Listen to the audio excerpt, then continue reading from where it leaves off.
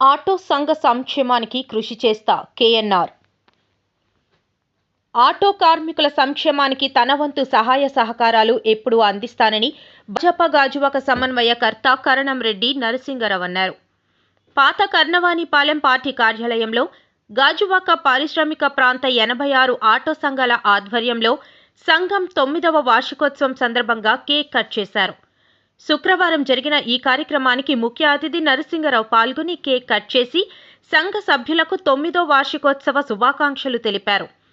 ఈ సందర్భంగా ఆయన మాట్లాడుతూ ఆటోలను నడుపుకుంటూ జీవనాధారం సాగిస్తున్న కార్మికులకు ప్రభుత్వ పరంగా తోడ్పాటు అందించేందుకు తన శక్తి వంచన లేకుండా కృషి చేస్తానని తెలిపారు. కార్మికులకు ఎటువంటి కష్టం వచ్చినా వారికి అండగా ఉంటామని భరోసా ఇచ్చారు. యూనియన్ వ్యవస్థాపక అధ్యక్షుడు గొలగాని నాయుడు అధ్యక్షతన జరిగిన కార్యక్రమంలో బొడ్డి నరేష్, ఆళ్ల జగదీష్, బొమ్మన అప్పలరెడ్డి, రెడ్డి శ్రీను, పాల అప్పలరెడ్డి తదితరులు పాల్గొన్నారు. అనంతరం కేఎన్ఆర్ చేతుల మీదుగా మహిళా ఆటో డ్రైవర్లను సన్మానించారు. యూనియన్ తరపు నుంచి 8 వసంతాలు పూర్తి చేసుకొని 9వ వసంతంలో అడుగు పెడుతున్న శుభ సందర్భంగా ఆటో ఓనర్స్ మరియు డ్రైవర్స్ సోదరు మనలంతా, ఎందుకంటే చాలా మంది మహిళలు కూడా ఉన్నారు, వాళ్ళతో మీరు పిలవలేదు అనుకుంటా. గతంలో వాళ్ళకి సన్మానం కూడా చేయడం జరిగింది. ఆటో సోదరులందరూ కూడా ప్రతి సంవత్సరం కనీసం ఒక్కసారైనా సరే ఇలా యానివర్సరీ జరుపుకోవడానికి చాలా శుభపరిణామం. ఎందుకంటే మనకి నిత్యం మీరు బిజీగా ఉంటారు, మరి ప్రయాణికులకి వాళ్ళ గమ్యాన్ని చేర్చడంలో చాలా జాగ్రత్తలు తీసుకొని, ఇప్పుడే పెద్దలు శ్రీగా చెప్పినట్లుగా మీరు డ్రైవింగ్ చేసేటప్పుడు గవర్నమెంట్ రూల్స్ అన్ని కూడా పాటిస్తూ యూనిఫామ్ వేసుకుంటూ జాగ్రత్తగా, ఎందుకంటే మనకి రోడ్డుకి లెఫ్ట్ సైడ్ మనకి సర్వీస్ రోడ్ ఉంటుంది. మనకి ఆటో వాళ్ళ కోసం మనకి సర్వీస్ రోడ్ ఇచ్చారు. మెయిన్ రోడ్ లో వెళ్తే ఎక్కువగా యాక్సిడెంట్లు జరుగుతున్నాయి కాబట్టి ట్రాఫిక్ రూల్స్ మనం ఖచ్చితంగా పాటించాలి. మన వల్ల వేరే వాళ్ళు ఇబ్బంది పడకూడదు. మనల్ని నమ్ముకొని చాలా మంది ప్రయాణికులు మన ఆటో ఎక్కుతారు కాబట్టి వాళ్ళందరినీ కూడా వాళ్ళ ప్రాంతాలకు సురక్షితంగా చేరాల్సిన బాధ్యత మన అందరిపైన ఉంటుంది. రూల్స్ పాటించాలి. ఇక్కడ పోలీస్ డిపార్ట్మెంట్ వారు కూడా పెద్దలు మన గొలగాల నాయుడు గారు మాట్లాడినట్లుగా డిపార్ట్మెంట్ వారు మనకు సహకరిస్తున్నారు. మనకు ఒక యూనియన్ ఉంది. ఈ 86 ఆటో స్టాండ్స్ లోను ఎన్ని వందల మంది ఉన్నారండి? 500 మంది, 5,000 మంది ఆటో కార్మిక సోదరులు ఉన్నారు. ఒక పెద్ద సమూహమే. ఎవరికి ఏ కష్టం వచ్చినా సరే నాయకులంతా ఉన్నారు ఖచ్చితంగా మీకు సహాయం చేయడానికి. ముఖ్యంగా ఆటో యూనియన్ సోదరులకి మరి మీకు పిఎఫ్ఈఎస్ఎల్ ఏ ఉండవు కాబట్టి అసంఘటిత కార్మికులకు వస్తారు కాబట్టి మీకు గవర్నమెంట్ పథకాలు చాలా ఉన్నాయి. గతంలో కూడా చెప్పడం జరిగింది. ఇప్పటికీ కూడా కొంతమంది తీసుకోలేదు అనుకుంటున్నాం. మీరు ఈ శ్రమ్ కార్డ్స్ తీసుకోవచ్చు. దానివల్ల అనుకోకుండా ప్రమాదం జరిగితే ₹1,00,000 వస్తుంది. అదేవిధంగా అనుకోకుండా మరణిస్తే ₹2,00,000 మన వారసులకు వస్తాయి. దాంతోపాటు ఆయుష్మాన్ భారత్ కార్డు ఉంది. మీకు తెల్ల రేషన్ కార్డు ఉన్న వాళ్ళు అంత తెల్ల రేషన్ కార్డు ఆర్డర్స్ కాబట్టి వైట్ రేషన్ కార్డు కాబట్టి ఆయుష్మాన్ భారత్ కార్డు తీసుకుంటే ₹5,00,000 వరకు ఉచితంగా సూపర్ స్పెషాలిటీ పెద్ద పెద్ద హాస్పిటల్స్ లో కూడా ఉచితంగా వైద్యం వస్తుంది. మన ఆంధ్రలోనే కాదు, మిగతా భారతదేశ వ్యాప్తంగా మిగతా రాష్ట్రాల్లో కూడా మీకు ఉచితంగా వైద్య సదుపాయం కల్పిస్తుంది. అలాగే మీ ఇంట్లో మహిళల పేరు మీద ఇప్పటి వరకు గ్యాస్ కనెక్షన్ లేకపోతే మీకు ఉజ్వల పథకం ద్వారా ఇప్పుడు దీపం 2 పథకం వస్తుంది త్వరలో. దాని ద్వారా ₹7,000 విలువ చేసే గ్యాస్ స్టవ్, బండ మొత్తం రెగ్యులేటర్తో సహా పూర్తిగా ఉచితంగా వస్తుంది. దానిపైన మీకు నెల నెల మీరు మళ్ళీ గ్యాస్ కొనుక్కునేటప్పుడు సబ్సిడీ కూడా వస్తుంది. ఇలాంటి పథకాలు చాలా ఉన్నాయి. 160 పథకాలు ఉన్నాయి. చూడండి ఇక్కడ ఇవన్నీ కూడా ప్రధానమంత్రి శ్రీ నరేంద్ర మోదీ గారు కూటమి ప్రభుత్వం అక్కడ కేంద్రంలోను ఇక్కడ రాష్ట్రంలోను కూడా ఎన్డీఏ కూటమి అధికారులు ఉంది కాబట్టి మీకు ఏ సమస్యలు వచ్చినా సరే మాకు తెలియజేయండి. ఖచ్చితంగా మా వంతు సహాయ సహకారాలు ఎల్లప్పుడూ మీకు ఉంటాయని తెలియజేసుకుంటూ మన 8 వసంతాలు పూర్తి చేసుకోవడం 9వ వసంతంలో అడుగు పెట్టేందుకు ఫోన్ చేయగానే సార్ ఇలాగా 8 సంవత్సరాలు పూర్తి చేసుకుని 9వ సంవత్సరాలు అడుగు పెడుతున్నాం సార్, అది మీ చేతుల మీద మేము కేక్ కట్ చేయాలని అనుకుంటున్నాం సార్ అంటే కర్ణారెడ్డి నర్సింగ్ గారు వెంటనే ఒప్పుకోవడం మనకి చాలా శుభదినం. మన సంఘం తరఫున ఒకసారి మనకి సతీష్ గారు చెప్పారు, శ్రేణి గారు చెప్పారు, మనకి బోర్డు సంస్థలు ఉన్నాయని. దాన్ని ప్రతి ఒక్కరు కూడా స్కూల్ పిల్లలే కాదు బయట తిరుగుతున్న కూడా అందరికీ కూడా 86 స్టాండ్లు చూసి అధికారులు కూడా మనకి సహకరిస్తున్నారండి. దాని తగ్గట్టుగా శ్రేణి గారు చెప్పారు, దాని తగ్గట్టుగా మనం కూడా ఒక యూనిఫామ్ వేసుకొని బండి రికార్డులన్నీ పర్ఫెక్ట్ గా ఉంచుకొని మనం ప్రయాణికులు ట్రావెలింగ్ చేస్తున్నప్పుడు అందరూ శుభ్రతగా జాగ్రత్తగా వాళ్ళని దింపుతున్నాం. అదే ఈ రోజు మనకి ఏంటంటే ప్రతి ఒక్క స్కూల్ పిల్లలకి ఇప్పుడు ఆటోలు ఉన్నాయండి, రోడ్డు మీద తిరిగిన ఆటోలు ఉన్నాయి సార్. ప్రతి ఒక్కరు కూడా మన కస్టమర్ ఏంటంటే రికార్డ్స్ అన్ని పర్ఫెక్ట్ గా ఉంచుకోవాలండి. కస్టమర్ తమ విలువైన వస్తువులు అవి ఆటోలో మర్చిపోతే అవి చాలా జాగ్రత్తగా మనం డిపార్ట్మెంట్ కి అందజేస్తాము. దానివల్ల ఈ రోజు మన 86 స్టాండ్లకి సిటీలో కానీ స్టేట్ లో కానీ ఒక మంచి పేరు ఉందండి. అదేంటంటే అది మీ అందరూ సహకారంతో ఈ రోజు మనం 2017లో చేసాం, 2019లో చేసాం, మొన్న 2022లో చేసాం. ఈ యొక్క మనకేంటంటే ర్యాలీలు మనకేంటంటే ముగ్గురినే తెచ్చుకోవాలని చెప్తున్నారు, కానీ ముగ్గురిని తెచ్చుకుని జరగవుతుంది. మినిమం 6 నుంచి 8 మంది డిపార్ట్మెంట్ తో మాట్లాడడం జరిగిందండి. దానికి సహకరించడానికి department, police department, RT department కి అందరికీ కూడా మన సంఘం తరఫు నుంచి ధన్యవాదాలు తెలుపుతున్నాండి. మీ యొక్క సమస్య ఏదైనా సరే మీ వెనకాల 80% కుటుంబం ఉందని మీరు ఎవరు కూడా మర్చిపోవద్దండి. తర్వాత ప్రతి ఒక్క ఆటో కార్మికుడికి చెప్తున్నాను, డ్రైవింగ్ అంటే బండి తాలూకా ఫిట్నెస్ కి మీరు ఆటో ఏజెంట్ దగ్గరికి వెళ్తున్నారండి. అది ఒకసారి మానుకొని మన కుటుంబం దగ్గరికి వస్తే కేవలం 1760 రూపాయలకే మీకు ఫిట్నెస్ సర్టిఫికేట్ చేయబడుతుందండి. అలాగే మన ఆటో కార్మికులు ఆడపిల్ల మగపిల్ల ఎవరైనా సరే డ్రైవింగ్ లైసెన్స్ 2 వీలర్ 4 వీలర్ కలిపి కానీ 5000 రూపాయలకే మీకు సంఘ తరఫు నుంచి చేయడం జరుగుతుందండి. ఇది సంఘ తరఫు నుంచి మీకు ఆరంభిస్తున్నాం సార్. గాజువాక నియోజకవర్గం 87వ వార్డ్ పరిధిలో ఎలక్ట్రికల్ ఏఈ గారితో రాష్ట్ర కార్యదర్శి స్థానిక వార్డ్ కార్పొరేటర్ బొండా జగన్నాథం సుడిగాలి పర్యటన చేయడం జరిగింది. ఈ సందర్భంగా ముఖ్య అతిథులు మాట్లాడుతూ మా 87వ వార్డ్ ప్రాంతంలో ప్రధాన సమస్య వీధి లైట్లు అని, జనసంచారం పెరగడం వల్ల కొన్ని ప్రాంతాల్లో వీధి దీపాలు లేక రోడ్డు ప్రమాదంలో గురై ప్రజలు నరకయాతన పడుతున్నారన్నారు. ఈ సమస్యలపై పలుమార్లు జీవీఎంసీ కౌన్సిల్లో గౌరవ కమిషనర్ గారికి నివేదిక సమర్పించగా వారు స్పందించి సంబంధిత అధికారులను వార్డులోకి పంపించారని, వారికి నిర్మల స్కూల్ నుండి ముస్తఫా జంక్షన్ వరకు మరియు గాంధీబొమ్మ సెంటర్ నుండి బరియల్ గ్రౌండ్ వరకు సెంట్రల్ డివైడర్లు మరియు సెంట్రల్ లైటింగ్ ఏర్పాటు చేయాలని, నేషనల్ హైవే నుండి గాంధీబొమ్మ సెంటర్ వరకు ప్రధాన రహదారిపై వెలగని సెంటర్ లైటింగ్ ను మరమ్మతులు చేయించి వెలిగించే విధంగా కృషి చేయాలని, క్రిస్టియన్ మరియు ముస్లిం శ్మశాన వాటికలో ఐమాక్స్ ల్యాంప్లు ఏర్పాటు చేయాలని, తిరుమల నగర్లో ఉన్న పార్కుల్లో లైటింగ్ అభివృద్ధి చేయాలని మరియు వీధుల్లో వెలగని వీధి దీపాల స్థానంలో కొత్తవి వేయించాలని కోరగా వారు కింద స్థాయి అధికారులను ఆ పనులకు ఎస్టిమేషన్ వేయించి పనులు ప్రారంభమయ్యే విధంగా చేయాలని కోరారు. ఈ కార్యక్రమంలో వార్డు అధ్యక్షులు రాజన్ రాజు, జనసేన వార్డు అధ్యక్షులు సిరసపల్లి కనకరాజు, అభివృద్ధి కమిటీ చైర్మన్ విజయరామరాజు, జిల్లా నాయకులు కల్లేపల్లి శ్రీనివాసవర్మ, సీనియర్ నాయకులు సిరసపల్లి బాబురావు, ప్రగడ దానయ్య, పావడ రమణమూర్తి, ఈశ్వరరావు, డివి సూరిబాబు, జాన్ రమేష్, కనక సత్యం, కర్రి నరసింగరావు, ఆదినారాయణ, కళ్యాణ్ చక్రవర్తి, నాగభూషణం, విశ్వేశ్వరరావు, పరమానందం, సన్యాసిరావు, భాస్కర్రావు, వసంతరెడ్డి, సత్యనారాయణ, విశ్వనాథం, రాజు, పరమేశ్వరరావు, మహేష్, చంద్రశేఖర్, రాధాకృష్ణ, రాము, కామరాజు, శ్రీరాములు, వార్డు ప్రజలు అధిక సంఖ్యలో పాల్గొన్నారు. అందరికీ నమస్కారం. ముఖ్యంగా జీవీఎంసీ అధికారులకు అలాగే 87 వార్డు ప్రజలందరూ కూడా మా విజ్ఞప్తి. మరి ఇది స్టీల్ ప్లాంట్, ఏదైతే స్టీల్ ప్లాంట్ నిర్మాణం కోసం ఆ రోజు తీసుకొని వడ్లపూడి ఆర్ఎస్కంలో ఆ రోజు లేఅవుట్ వేసి అందరికి ఇవ్వడం జరిగింది, రైతులందరికీ కూడా. మరి ఈ మీడియా ద్వారా అందరూ తెలియాల్సిన విషయం ఏంటంటే ఇది స్టీల్ ప్లాంట్ కోసం ఆ రోజు నిర్మాణం కోసం తీసుకున్న ఈ రోజు ఇక్కడ ఏర్పాటు చేసిన తర్వాత మౌలిక సదుపాయాలు అనేది ఇంతవరకు మాకు కల్పించలే. ఏదైతే జీవీఎంసీ నుంచి ఇవాళ చూస్తున్నా ఉన్నది కూడా 80 ఫీట్ రోడ్ లో ఉన్నాం. ఏదైతే పూర్వం స్టార్టింగ్ ఎస్టిలేషన్ అయినటువంటి ఏదైతే ఎలక్ట్రికల్ లైన్ ఉంది, అలాగే main road Vadlapudi bus stop నుంచి గాంధీభవన్ జంక్షన్ వరకు అనేక మార్లు జీవీఎంసీలో ఫైట్ చేయడం జరిగింది.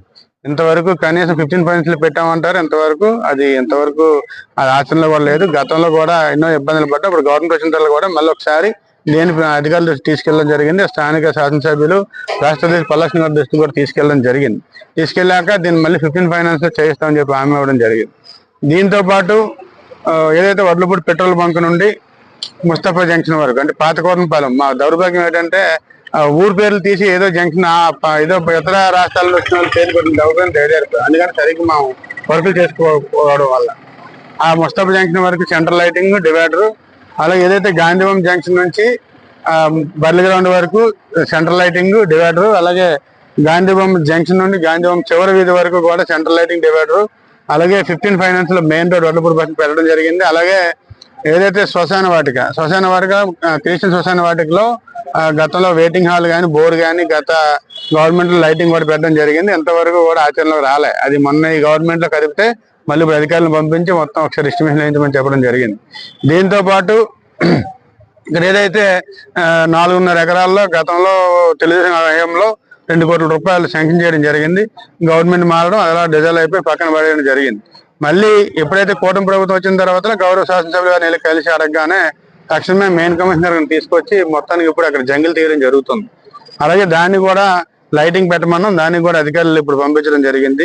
అలాగే తిరుమల నగర్ వాసులందరూ కూడా మరి ఈ ప్రాంతంలోనే, ఈ జిల్లాలోనే కాదు రాష్ట్రంలోనే నెంబర్ 1 అవార్డులు వచ్చినటువంటి కాలనీ 87 అవార్డులు ఉందంటే తిరుమల నగర్. దానికి కూడా వాళ్ళు ఇండివిజువల్ గా కొన్ని లెటర్లు పెట్టుకున్నారు. లైటింగ్ కానీ, రోడ్లు కానీ, పార్క్ డెవలప్మెంట్లు కానీ పెట్టుకున్నారు. దానికి కూడా అధికారులు పంపించడం జరిగింది. ఇవాళ లైటింగ్ విషయంలో కూడా ఒకసారి దాన్ని కూడా చూడాలని చెప్పేసి వాళ్ళది కూడా ఏదైతే లెటర్ ఉందో నాకు ఇవ్వడం జరిగింది. దాన్ని కూడా ఇవాళ చూపించడం జరుగుతుంది. ఎందుకంటే ఇవాళ వార్డులో అనేకమైన సమస్యలతో ఉన్నాం. ఇవాళ స్టీల్ ప్లాంట్ కోసం త్యాగాలు చేసిన గ్రామాలకి ఈ రోజు ఎప్పటికీ కూడా సరైన సౌకర్యాలు లేక నువ్వు ఏదైనా ఆటల పోటీలకు వెళ్ళాలన్నా, ఏదైనా ఒక వాకింగ్కి వెళ్ళాలన్నా సరే స్టీల్ ప్లాంట్ కానీ వేరే ప్రాంతం మీద డిపెండ్ అవ్వాల్సిన పరిస్థితి ఏర్పడుతుంది.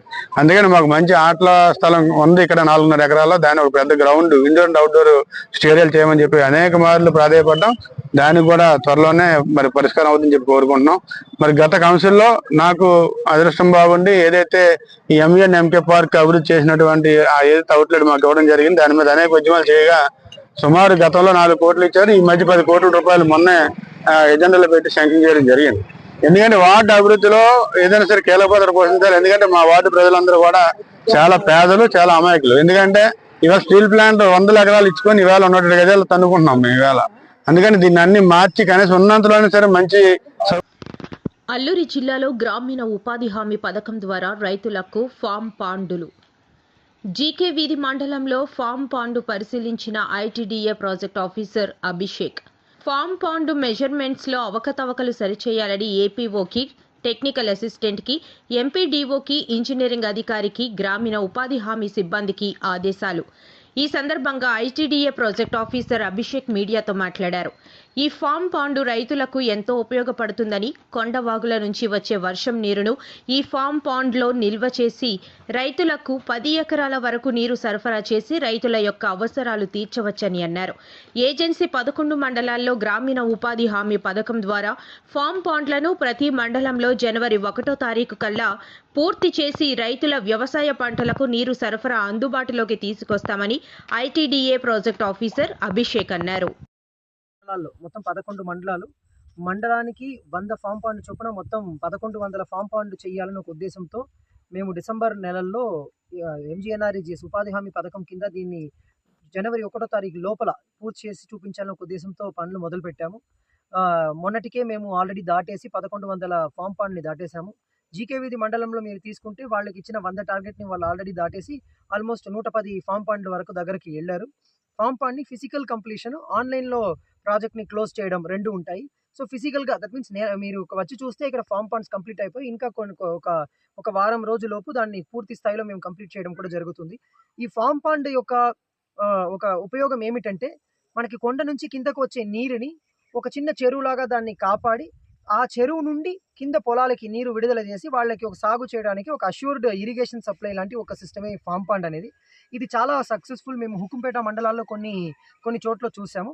అదేవిధంగా అన్ని మండలాల్లో చేస్తే మనకు వచ్చే వర్షకాలానికి వాళ్ళకి చెరువు ఉంటుంది, అక్కడ నీరు నిండి ఉంటుంది, దాన్ని వాళ్ళు సాగుకి ఉపయోగించుకుంటారు నెక్స్ట్ డిసెంబర్ వరకు అనే ఉద్దేశంతోనే చేయడం జరిగింది. ఈ ఒక ఫామ్ పాండ్ వల్ల ఇప్పుడు మనకి మీరు వెనక చూస్తే కొండ ఉంటుంది, కొండ నుంచి క్యాచ్మెంట్ ఏరియా, దట్ మీన్స్ వర్షం ఎక్కడ పడుతుందో దానికి పేరు క్యాచ్మెంట్. వర్షం ఎక్కడ మొత్తం నీరు అలా వెళ్తుందో దానికి పేరు వాటర్ షెడ్ అంటారు. సో ఈ క్యాచ్మెంట్లో పడే వర్షాన్ని కొండకి కింద ఒక కొలన్లు తవ్వి ఆ కొలన్లో నీరుని సేకరించే ఒక ప్రయత్నమే ఫామ్ పండు. ఈ ఫామ్ పండులో సుమారు 10 ఎకరాల వరకు మీరు ఇప్పుడు చూస్తుంది అవుట్పుట్ ఛానల్ అంటారు, నీరు దాని వెంట బయటకు విడుదల చేస్తారు. ఒక 10 ఎకరాల వరకు మంచిగా సాగు చేసుకోవడానికి ఆస్కారం ఉంటుంది. ఇదే రీతిలో అన్ని మండలాల్లో కూడా ఫామ్ పండ్స్ చేయడం జరిగింది.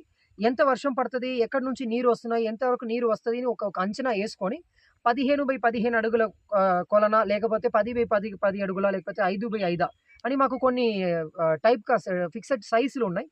దాన్ని బట్టి మేము దీన్ని తయారు చేస్తాం. దీంట్లో ఇంకొకటి ఏంటంటే మనకి మ్యాండేస్, దట్ మీన్స్ ఉపాధి హామీ, ఎన్ని రోజులు మనము వాళ్ళకి ఉపాధి ఇస్తున్నాము, ప్లస్ వాళ్ళకి యావరేజ్ రేట్, ఇవన్నీ కూడా మాకు కొన్ని టార్గెట్లు ఉంటాయి. ఫర్ ఎగ్జాంపుల్ వీళ్ళకి 10 లక్షల మ్యాండేస్ ఒక సంవత్సరంలో, ఆర్థిక సంవత్సరంలో ఈ మండలం చేయాలని ఒక ఉద్దేశంతో వాళ్ళు బెటర్ పర్ఫార్మింగ్ మండల్ జీకేది కాబట్టి ఇది ఇలా చేయడం వల్ల ఇప్పుడు ఇది తవ్వడం వల్ల సుమారు 350 మ్యాండేస్ని అడిషనల్గా ఒక ఫామ్ పండ్లో ఇవ్వగలుగుతున్నాము. పూర్తిగా దీనికి ఎంత మనకి ఖర్చు అంటే 1,30,000. యావరేజ్ రేటు సుమారు 275 రూపాయల యావరేజ్ రేటుతో ఇది చేయడం జరుగుతుంది. ఇది ప్రజలకి ఉపాధి, వాళ్ళకి ఒక యావరేజ్ రేటు, దట్ మీన్స్ వాళ్ళకి ఖర్చుకి, వాళ్ళకి దట్ మీన్స్ చేసిన పనికి వాళ్ళకి వేతనం. అది మాత్రం కాకుండా వచ్చే మా సంవత్సరంలో నీరు నుండి పుష్కలంగా సాగు చేయడానికి ఇక్కడ నుంచి ఇరిగేషన్ సప్లై వాటర్ ఉంటుంది. సో ఈ పలు రకాలుగా ఈ వల్ల బెనిఫిట్స్లు ఉన్నాయి. సో 11 మండలాల్లో మేము టేకప్ చేసాము, చాలా విజయవంతంగా. 11 మండలాల్లో కూడా ఏమైనా పెంచారా? ఈ ప్రభుత్వం ఏమైనా పెంచిందా? పెంచకపోతే కానీ నువ్వు గజనీవి ట్యాబ్లెట్లు వేయడం మర్చిపోయి ఉంటావు. కానీ కొంచెమైనా ఆలోచించాలి కదా. మీరే కరెంటు బిల్లు పెంచి మీరే ధర్నాలకు దిగుతున్నారు అంటే ఎలా ఉందంటే దొంగ నరిచినట్టుంది. ఎంత దారుణం! నువ్వే కరెంటు బిల్లులు పెంచేశావు. 10 సార్లు పెంచారు, ఒకసారి 2 సార్లు కాదు. కానీ ఈరోజు మీరు బయటకు వచ్చి కరెంటు బిల్లులు చాలా దారుణంగా పెరిగిపోయాయి, ప్రజలు ఏమైపోతున్నారు, ఇంకా పైగా ఆ పేపర్లో రాస్తారు ప్రజలు వణికిపోతున్నారట. యాక్చువల్గా చంద్రబాబు నాయుడు గారు ఉండేటప్పుడు, 3వసారి ముఖ్యమంత్రి అయ్యేటప్పుడు, యాక్చువల్గా 2014లో ఎంత తక్కువ కరెంటు ఎంత దారుణం అంటే 22.5 మిలియన్ల యూనిట్లు లోటుతో చంద్రబాబు నాయుడు గారికి అప్పజెప్పినటువంటి ఆ కరెంటుని ఆ రోజు చంద్రబాబు నాయుడు గారు 2014 నుంచి 2019 వరకు మిగులు విద్యుత్తో ఈ జగన్ రెడ్డి చేతిలో పెట్టడం జరిగింది. మిగులు విద్యుత్తో చేతిలో పెడితే అది ఏంటి, అప్పుడు 5 సంవత్సరాల్లో ఖచ్చితంగా ఎస్టీ ఎస్సీలకు ఫ్రీ కరెంటు, అంటే ఎస్టీలు ఎవరు కూడా కరెంటు బిల్లే చూడలేదు. కానీ జగన్మోహన్ రెడ్డి ప్రభుత్వంలో ఎస్టీలు కరెంటు బిల్లు చూడడం కాదు, ఆ బిల్లు పట్టుకొని వణికిపోయేవాళ్ళు. కరెంటు తీగలు పట్టుకుంటే కాదు, బిల్లు పట్టుకుంటేనే వాళ్ళకి షాక్ కొట్టేది. అసలు కరెంటు బిల్లు అంటే ఏంటో తెలియనటువంటి ఎస్టీ గూడాలు, ఎస్టీ పల్లెలు, హిల్టాప్ ఏరియాలు, గిరిశిఖర గ్రామాలు అందరూ కూడా కరెంటు బిల్లు వచ్చింది అంటే కరెంటు బిల్లు ఏమిటి అని ఆశ్చర్యంగా చూసే పరిస్థితి జగన్మోహన్ రెడ్డి తీసుకొచ్చాడు. 2 నెలలకి కరెంటు బిల్లు సామాన్యమైన మధ్యతరగతి కుటుంబాలకు 250-300 బిల్లు వచ్చే వాళ్ళకి ప్రతి నెల 500-600, కొంతమందికి 1000 రూపాయలు కూడా వచ్చేది నెలకే. నిజంగా ప్రజలందరూ వణికిపోయారు. ఆ వణికిన తాలూకా ఈరోజు నిజస్వరూపమే. ఈరోజు మీరు 11 సీట్లతో పక్కన వచ్చారు. కనీసం ఒక్క వర్గం కానీ, ఒక్క వర్ణం కానీ, ఒక్క విలేజ్ కానీ పూర్తి స్థాయిలో మీకు అసలు మద్దతు ఇవ్వలేదు. ఎవరు ఆ 11 సీట్లు ఎలాగొచ్చాయంటే భగవంతుడికే తెలియాలి. ఏవో చిన్న చిన్న తప్పులు వాళ్ళు వచ్చి ఉండాలి. కానీ నిజంగా యాక్చువల్గా చెప్పాలంటే 170 సీట్లు, 164 సీట్లు మీరు చేసినటువంటి పాపం వల్ల, మీరు చేసిన మోసాల వల్ల, మీరు చేసినటువంటి దౌర్జన్యాల వల్ల, మీరు చేసినటువంటి అక్రమ అరెస్టుల వల్ల, మీరు చేసిన హత్యల వల్ల, మీరు చేసినటువంటి దొంగ దస్తావేజుల వల్ల, మీరు చేసిన బెదిరింపుల వల్ల ఇవన్నీ కూడా ప్రజలు తట్టుకోలేక విసిగిపోయి వేసారి మాకు ఖచ్చితంగా చంద్రబాబు నాయుడు గారు వస్తేనే సంక్షేమం అభివృద్ధి జరుగుతుందని పూర్తి నమ్మకంతో ఓట్లేసి 94% గెలిపిస్తే ఈరోజు 6 నెలలుగా సంక్షేమ అభివృద్ధిని పరుగులు పెట్టిస్తుంటే చంద్రబాబు నాయుడు గారు ఈరోజు మీరు సిగ్గు లేకుండా, అసలు మీకు అతనికంటే మతిపోయింది, మిగిలిన వాళ్ళకు కూడా మతి లేదా? మీరే డాక్టర్ మన్మోహన్ సింగ్ గారు పరమపదించడం చాలా బాధాకరమైన విషయం. ఈరోజు ఆంధ్రప్రదేశ్లో 175 నియోజకవర్గాల్లో కూడా వైఎస్ఆర్ పార్టీ నాయకులు, శ్రేణులు అందరూ ఘనంగా ఆయనకి నివాళులు అర్పించి ఒక మహానాయకుడిని, ఒక దార్శనికుడిని కోల్పోయిన ఆ బాధని వ్యక్తం చేస్తూ కార్యక్రమాలను నిర్వహించడం జరిగింది. మన్మోహన్ సింగ్ గారు ఈ దేశం ఆర్థిక వ్యవహారాల్లో దిశ నిర్దేశించిన నాయకుడు. సుమారు 10 సంవత్సరాల పాటు ప్రధానమంత్రిగా సేవలు అందించిన వారు. వారి లేని లోటు ఎప్పటికీ తీర్చలేదని వైఎస్ఆర్ పార్టీ భావిస్తూ ఆ కార్యక్రమం పూర్తి చేసిన తర్వాత ఇవాళ వైఎస్ఆర్సీపీ పోరుబాట కార్యక్రమాన్ని కూడా నిర్వహించాం. ప్రజా సమస్యల విషయంలో రాజీ పడే ప్రసక్తే లేదు అనే మా నాయకుడి ఆదేశాల మేరకు ప్రతి కార్యకర్త, ప్రతి నాయకుడు, అన్ని శ్రేణులు ఇవాళ రోడ్ల మీదకు వచ్చి ర్యాలీలు నిర్వహించడం, ర్యాలీలుగా విద్యుత్ కార్యాలయాలకు వెళ్ళి నిరసన తెలిపి వినతి పత్రాలు ఇవ్వడం జరిగింది. 175 అసెంబ్లీ నియోజకవర్గాల్లో అధికారం కోల్పోయిన 7 నెలల కాలంలో మహాప్రదర్శనలు ఇవాళ జరిగాయనడంలో సందేహమే లేదు.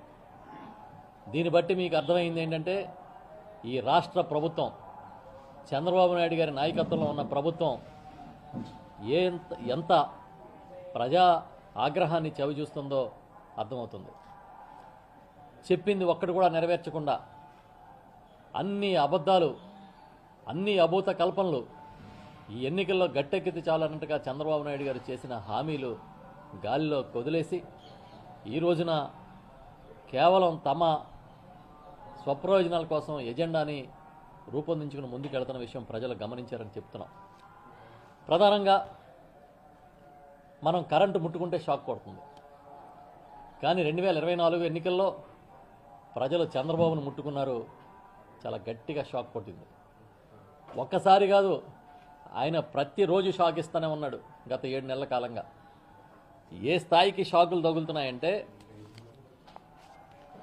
ఏ ఒక్క వర్గాన్ని వదిలిపెట్టకుండా ప్రతి ఒక్కరిని షాకుల మీద షాకులు